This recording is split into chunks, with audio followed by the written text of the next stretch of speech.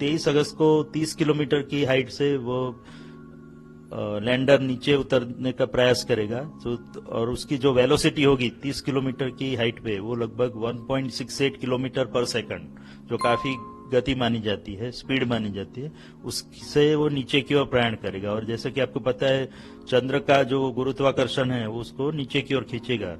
तो उसके बाद वो, इसलिए हमको जो थ्रस्टर इंजन है उसको रेट्रोफायर करना पड़ेगा, जिससे कि उसकी स्पीड कम होती जाए और धीरे धीरे जब चंद्र की सतह पर पहुंचेगा तब लगभग 0 स्पीड हो जाएगी उसकी। तो उसके लिए हमको इंजन थ्रस्टर फायर करेंगे। तो ऐसे 4 थ्रस्टर इंजन हमने लगाए हुए हैं लैंडर मॉड्यूल में।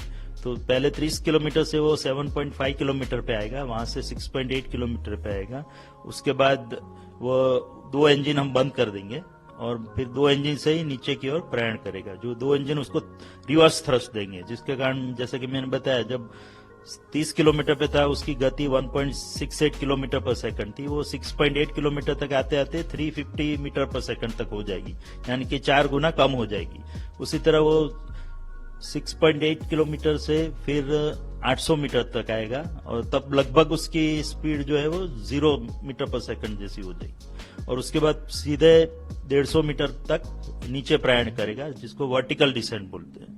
और उसके बाद अन्य जो हमने सेंसर और कैमरा लगाया है उसके इनपुट लेके और उसमें जो रेफरेंस डेटा स्टोर किया गया है, रेफरेंस इमेजेस, उससे उसको कंपेयर करके वो डिसाइड करेगा, वो निश्चित करेगा कि वो जो जगह पे लैंडर खड़ा है वहां पे घूम रहा है, वह उसके सीधा नीचे उतरने से वो सही जगह पे लैंडिंग कर पाएगा। अगर उसको लगता है कि ये जगह अनुकूल नहीं है तो थोड़ा XY डायरेक्शन में प्रयाण करेगा, थोड़ा दाईं ओर या बाईं ओर मुड़ेगा और लगभग 60 मीटर तक जाएगा और उसके बाद सीधा नीचे प्रयाण करेगा। ये पूरा जो मैंने प्रक्रिया बताई, 30 किलोमीटर से नीचे उतरने पहले 7.5, 6.8, फिर 800 मीटर, 800 मीटर से 150 मीटर, फिर 150 मीटर से 30 मीटर और 10 मीटर और फिर नीचे की ओर प्रयाण करके चंद्र की सतह पर उतरना।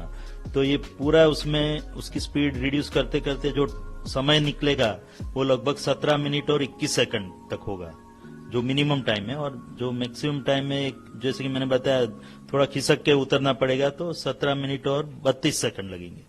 तो ये 17 मिनट्स ऑफ टेरर जिसको बोलते हैं, उस प्रकार की जो हमारे लिए क्रिटिकल या भयावह कह सकते हैं वो है, क्योंकि उसमें कोई भी गलती की संभावना भी रहती है। जैसा कि आपको पता है कि यहाँ बैठे बैठे हम पूरा वो कर रहे हैं, कंट्रोल कर रहे हैं लैंडर को नीचे उतारने का, तो उसमें कहीं अगर कुछ त्रुटि रह गई हो, जो कि ऐसी संभावना काफी कम है, बट फिर भी स्पेस आखिर रिस्की बिजनेस है, तो उसमें कुछ हम कह नहीं सकते। कोई भी सिस्टम में अगर माल फंक्शनिंग होता है, कुछ और प्रॉब्लम डेवलप होता है, बट इस बार हमने ये ध्यान रखा है कि हमारा जो डिजाइन है वो पूरा फेलियर को ध्यान में रख किया गया है। कि जनरली हम डिजाइन करते हैं कि सक्सेस कैसे मिले, कि सफलता कैसे मिले, पर इस बार हमने यह ध्यान रखा है कि अगर निष्फलता के कोई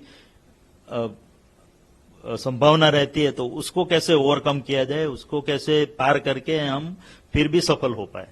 इसी कड़ी क्षणों में भी हम प्रशिक्षण से पार उतरे, तो उसकी संभावना को देखते हुए डिजाइन किया गया है।